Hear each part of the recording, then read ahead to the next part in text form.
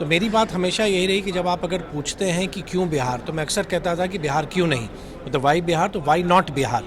और चाहे वो ऊर्जा विभाग हो या इंफॉर्मेशन टेक्नोलॉजी हो या टूरिज़्म हो, तो जिन भी विभागों में निवेश की संभावना है, तो बिहार की प्रस्तुति हम लोगों ने की है। और मुझे बहुत प्रसन्नता है कि उद्योग विभाग ने जो लगातार परिश्रम किया, उसी का आज परिणाम है कि निवेशकों में जो बदले हुए बिहार की तस्वीर हमने लोगों को दिखाई है, उससे लोग कन्विंस्ड हैं। बिहार की नीतियों को वो पसंद कर रहे हैं, बिहार के गवर्नेंस को वो पसंद कर रहे हैं। देखिए, कोई टारगेट नहीं है हमारा तो एक माहौल क्रिएट करना है और लोगों को बुलाना है। तो उसमें हमको लगता है कि हम लोग काफ़ी हद तक सक्सेसफुल हुए हैं, क्योंकि लोग जिस तरह से आए हुए हैं यहाँ पर और जिस तरह से मिल रहे हैं, बात कर रहे हैं, एक दूसरे से बात हो रही है, एक उद्योगपति दूसरे से बात करे, एक निवेशक दूसरे से बात करे, और सब हमारे ब्रांड एम्बेसडर्स बन रहे हैं। नमस्कार, आप न्यूज फोनेशन देख रहे हैं। मैं हूं आपके साथ वंदना। हमारे साथ बात करने के लिए हैं बिहार सरकार में मंत्री नीतीश मिश्रा। आज उद्योग विभाग के लिए बड़ा दिन है। 80 देशों के उद्योगपति जो हैं पटना कॉन्क्लेव में शामिल हुए। क्या बातें हुई है, क्या लग रहा है बिहार में कितने उद्योग में निवेश करेंगे? देखिए, ये बिहार के लिए बहुत बड़ा दिन है, और ना सिर्फ उद्योग विभाग बल्कि ये इन्वेस्ट बिहार का आयोजन हम लोगों ने किया। और चाहे वो ऊर्जा विभाग हो या इंफॉर्मेशन टेक्नोलॉजी हो या टूरिज़्म हो, तो जिन भी विभागों में निवेश की संभावना है, तो बिहार की प्रस्तुति हम लोगों ने की है। और मुझे बहुत प्रसन्नता है कि उद्योग विभाग ने जो लगातार परिश्रम किया, उसी का आज परिणाम है कि निवेशकों में जो बदले हुए बिहार की तस्वीर हमने लोगों को दिखाई है, उससे लोग कन्विंस्ड हैं। बिहार की नीतियों को वो पसंद कर रहे हैं, बिहार के गवर्नेंस को वो पसंद कर रहे हैं, और बिहार के विभिन्न सेक्टर में जो अपॉर्चुनिटीज़ हैं, उसको देखते हुए अपनी संभावनाओं को वो तलाश रहे हैं। तो समापन के दिन जब हमारा ये बिहार बिजनेस कनेक्ट का समापन होगा, उस समापन में MOUs भी साइन होंगे, जो आने वाले समय में बिहार में कितने निवेश होंगे, किस क्षेत्र में होंगे, किस एरिया में होंगे। तो एक मैं मानता हूं कि आने वाले समय में एक बिहार का पूरे देश स्तर पर नई इन्वेस्टमेंट डेस्टिनेशन के तौर पर बिहार स्थापित हो रहा है, और बिहार की एक नई औद्योगिक एरा या एक नया औद्योगिक युग आप कह सकती हैं कि वो शुरुआत हो रही है।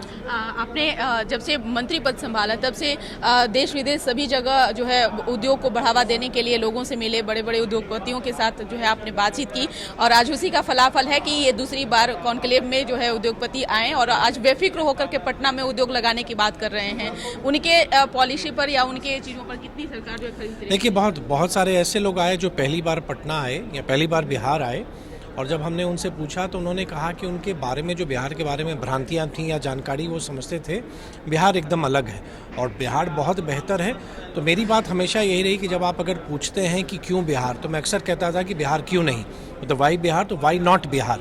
कि बिहार के बारे में एक परसेप्शन लोगों ने बिहार बिना आए हुए बना रखी थी, तो वो बदला है और लोग आ रहे हैं, देख रहे हैं। और बिहार की जो भौगोलिक स्थिति है, हमारी जो पोजीशनिंग है, बिहार का जो लोकेशन है, वो बहुत बड़ा एडवांटेज हमारे लिए है कि बहुत बड़ा मार्केट बिहार अपने आप में है।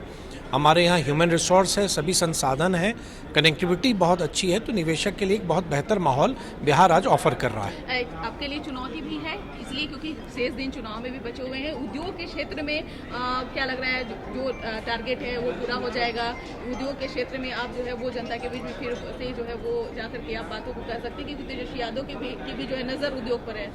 नहीं, देखिए, एक तो आप अवगत होंगी कि बिहार अपने देश में सबसे युवाओं का प्रदेश है। मतलब बिहार में जो यूथ पॉपुलेशन है वो देश की तुलना में सर्वाधिक बिहार में ही है।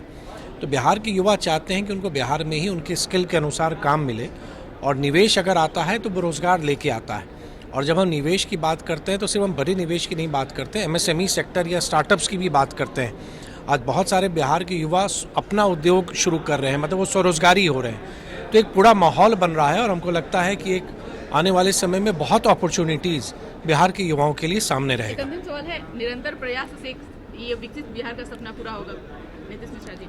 देखिए, 2047 का लक्ष्य आदरणीय प्रधानमंत्री जी ने रखा है विकसित भारत का, और विकसित भारत की यात्रा में बिहार का भी योगदान रहे। और मैं व्यक्तिगत रूप से मानता हूं कि बिहार में वो संभावना है कि वो बहुत बड़ा ग्रोथ इंजन बन सकता है पूरे देश के लिए, विशेष तौर से जो पूर्वी भारत है।